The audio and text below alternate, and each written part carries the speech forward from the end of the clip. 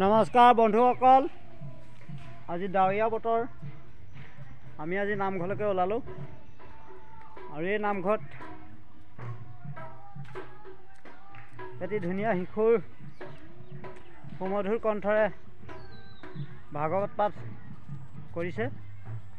আমি তাকে দেখুৱাবলৈ আহিছোঁ। নিশ্চয় আপোনালোকে ভালে আছে, আমিও বৰ্তমান ভালে আছোঁ।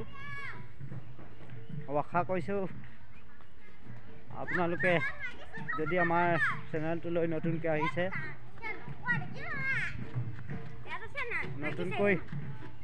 তেনেহ'লে ছাবস্ক্ৰাইব এটা কৰিব, লাইক এটা কৰিব, বেলেগ কিন্তু দবাই দিব।